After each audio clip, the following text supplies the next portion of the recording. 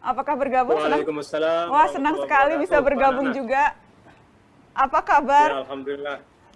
Alhamdulillah sehat-sehat, Mbak Ah, Nana. terima kasih Syekh Quraisy, Syekh Alhamdulillah. Gus Baha, dan semua guru-guru dari tadi saya menikmati pengajian yang luar biasa lewat virtual ini, alhamdulillah. Alhamdulillah, terima kasih banyak Tuan Guru sudah bergabung juga lewat virtual. Tuan Guru, kita tadi bicara banyak hal, mungkin mau tanya Tuan Guru juga.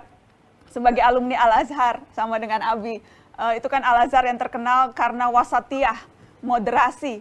Mungkin bisa dibagi ke kami soal itu, bagaimana kemudian menanamkan moderasi ini tanpa dengan mudah, karena kadang-kadang moderasi, ada yang bilang, wah moderasi itu artinya menggampangkan, menganggap sesuatu yang tadinya tidak boleh dibelok-belokkan begitu, sehingga moderasi. Jadi bagaimana caranya kita moderasi tanpa meninggalkan tradisi atau tanpa meninggalkan garis-garis batasan? Sudah. Tuan Guru. Sudah apa? Ya, bismillahirrahmanirrahim. Ini pertanyaan sebenarnya Abi yang paling pas menjawab. Tapi kalau tentang Al-Azhar ya, saya ingin kasih ilustrasi saja. Ketika dulu saya mengaji pada Profesor Dr. Abdul Qobur Mustafa ya almarhum, salah seorang syekh di Qismul Tafsir. Jadi pada salah satu pengajian ketika kami membahas wa ma arsalnaka illa kafatan linnas. Nah, beliau di situ menyampaikan bahwa setelah Rasulullah SAW diutus, itu semua manusia adalah umat Nabi Muhammad SAW. Cuma ada yang ummatul ijabah dan ada yang masih ummatul dakwah. Ummatul ijabah itu kira-kira yang sudah bersyahadat, gitu, sudah menjadi muslim. Nah, ummatul dakwah adalah yang belum bersyahadat, kira-kira seperti itu. Nah, karena itu kata Profesor Abdul Ghafur Mustafa, kalau kamu Muhammad keluar dari ruangan ini, kemudian tasyuf wahid kibti, kata beliau, kamu lihat seorang Koptik di luar sana, itu dia umat Muhammad juga, gitu. Cuman dia masih ummatul dakwah, belum ummatul ijabah. Karena itu kamu harus melihat dia dengan nazar rahmah, bahwa dia adalah bagian dari umat Nabi Muhammad SAW. Nah, ini satu ungkapan yang menurut saya mencerminkan ya bagaimana Al-Azhar itu menanamkan wasatiyah kepada para santrinya. Ada satu ungkapan juga dari salah seorang guru, ya saya lupa ketika saya dulu kuliah, yang menyampaikan bahwa agama itu adalah siapa gurumu. Jadi sesederhana itu. Jadi agamamu adalah siapa gurumu.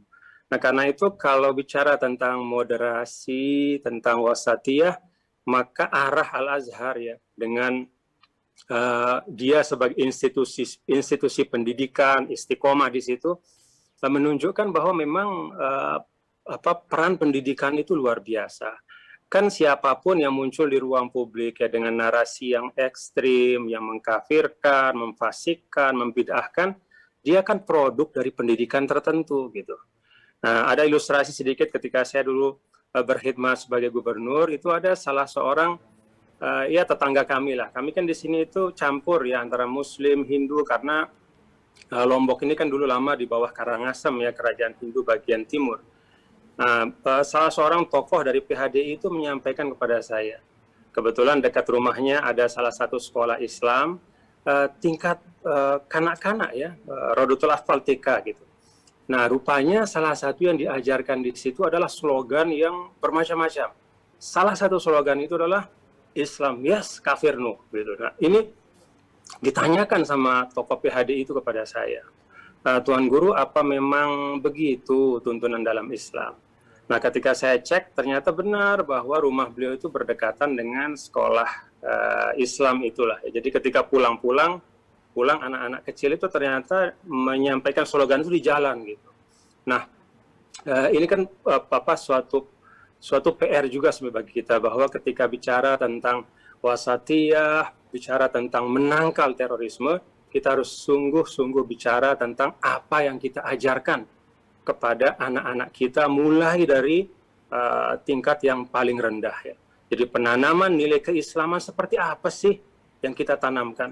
Mohon maaf kalau kita menanamkan slogan seperti itu, ya tidak heran kalau kemudian mohon maaf terjadi friksi dalam hubungan sosial. Kan anaknya akan besar, akan membawa itu sebagai bagian dari pendidikan yang mungkin dia yakini ya, bahwa cara atau bentuknya berkhidmat kepada Islam yaitu dengan memperbanyak teriakan slogan seperti itu.